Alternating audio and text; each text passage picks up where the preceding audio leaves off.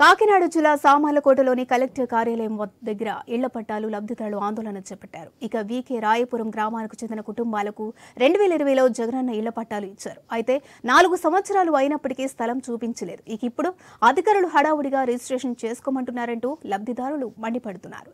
తమకు ప్రభుత్వం న్యాయం చేయాలని డిమాండ్ చేస్తున్న లబ్ధిదారులతో మా కాకినాడ ప్రతినిధి రాజేష్ ఫేస్ టు ఫేస్. ప్రతి నిరుపేదకి ఇల్లు ఉండాలనే దిశగా అయితే ఏవైతే ప్రతిపక్షంలో ఉన్నప్పుడు పాదయాత్రలో భాగంగా ప్రతి నిరుపేదకి ఇల్లు ఉండాలి అనే హామీ ఇవ్వడం జరిగింది. ఇటువంటి అబద్ధాలు చూసుకుంటే ఏమైతే కాకినాడ రూరల్ వీకే రాయపురంలో మాకు పట్టాలు ఇచ్చారు కానీ స్థలం ఎక్కడా చూపించలేదు, ఇప్పటికైనా మా స్థలం చూపించాలంటూ కలెక్టరేట్ వద్ద కొంతమంది మహిళలు వచ్చి ఆవేదన వ్యక్తం చేసే పరిస్థితి కనబడింది. అయితే ప్రస్తుతం మన వద్ద ఎవరైతే ఇళ్ల పట్టాలు వచ్చి ఇప్పటిదాకా స్థలం అందిన మహిళలు ఉన్నారు, వారిని అడిగి మరింత సమాధానం తీసుకుందాం. అమ్మ చెప్పండి, మీరు ఒక గృహిణిగా ఇంట్లో పని వదులుకొని ఈరోజు కలెక్టరేట్ వచ్చారు, దానికి కారణం ఏంటి? మాకు జగన్మోహన్ రెడ్డి గారు స్థలాలు అయితే ఇచ్చారండి, పేదవాళ్ళకి అందరికీ స్థలాలు ఇవ్వడం కొరకని ఇచ్చారండి. పట్టాలు అయితే ఇవ్వడం జరిగింది కానీ సార్ మాకైతే భూములు చూపించలేదండి. మరి ఆ భూమి ఎక్కడుందో మాకు తెలియదు సార్, మేము ఎప్పుడు చూడలేదండి. ఉన్నది కానీ భూమికి ఉంది కానీ రిజిస్ట్రేషన్ చేసేస్తామని వచ్చారు సార్. కానీ రిజిస్ట్రేషన్ భూములు ఏంటంటే భూమి చూపించి మాకు రిజిస్ట్రేషన్ చేయమని అడుగుతున్నామండి. ఆ భూమి కూడా చూపించలేదండి. ఈ రిజిస్ట్రేషన్ అయితే పొందుకుని మేమేం చేసుకుంటామని కలెక్టర్ మేడం గారితో విన్నవించుకుందామని మేము వచ్చాం సార్. అమ్మ చెప్పండి, ఇప్పుడు చూసుకుంటే ఇప్పుడు రిజిస్ట్రేషన్ చేస్తే రేపటి రోజు నిజంగా ప్రభుత్వం దాంట్లో మీరు లబ్ధిదారుగా ఉండిపోతారు. అంటే ఈ రోజు స్థలం రాక చేతికే పట్టా ఉండి కాగితం ఉండి మీరు ఆవేదన వ్యక్తం చేస్తూ ఇప్పుడు కలెక్టర్ గారికి వచ్చారు. అసలు కలెక్టర్ గారు కానీ ఇచ్చారా, మీరు తెలియజేశారా? చేసామండి, తెలియజేసామండి. డేట్ ఇచ్చారని ఇప్పుడు ప్రస్తుతానికి 12:30 పిలుస్తామని అన్నారండి.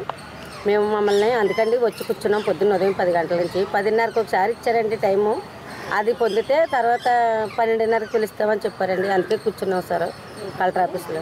అంటే ఇప్పటికైనా జగన్మోహన్ రెడ్డి ప్రభుత్వంలో మీరు ఇచ్చిన హామీ ఏవైతే ఉందో, అంటే ప్రతి నిరుపేద కుటుంబానికి ఇల్లు అంది దిశగా అయితే వారు మాట్లాడడం జరిగింది.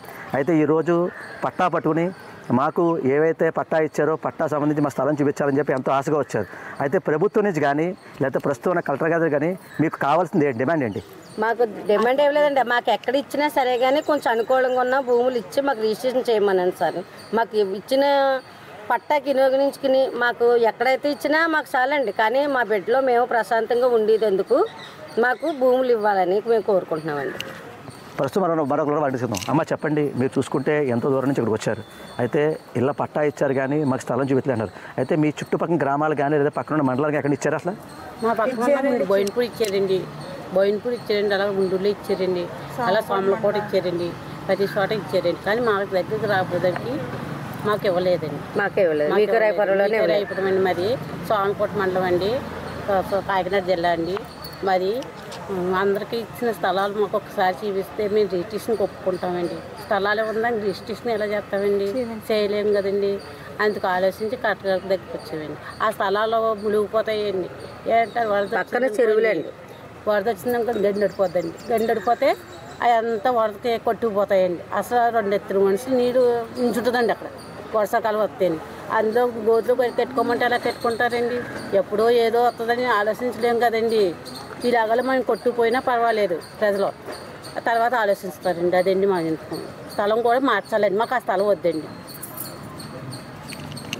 ప్రస్తుతం ఏవైతే ఏపీ సీఎం జగన్మోహన్ రెడ్డి హామీల్లో భాగంగా వారు ఇచ్చిన స్థలాలు ఏవైతే ఉన్నాయో ఆ స్థలాలు ఇప్పటిదాకా మాకు చూపించలేదు. పేరుకే వారి చేతులు దులుపుకోవడానికి అధికారులు అయితే మాకు పట్టాలు ఇచ్చారు, వారు రిజిస్ట్రేషన్ కూడా చేర్చుకోమని పరిస్థితి కనబడుతుంది. అయితే ఏవైతే స్థలాలు ఉన్నాయో ఆ స్థలాలు కూడా మునిగిపోయే పరిస్థితి కనబడుద్ది. అంటే ఏవైతే అంటే మునిగిపోయిన తర్వాత ఎవరు ఏం చేయలేం కాబట్టి ఇప్పటికైనా ప్రభుత్వం దీని మీద దృష్టి పెట్టి మాకు అంటే ఎవరైతే ప్రజలు అంటే కాపురాలు చేసే విధంగా మాకు మంచి స్థలాలు ఇస్తే మేము వారిని నమ్మి ఓటేసినందుకు ఎంతో మాకు లబ్ధి చెందుతుందని చెప్పి ఇక్కడ ఎవరైతే గృహిణులు చెప్పే పరిస్థితి కనబడుతుంది. ఇదే కూడా తాజా పరిస్థితి.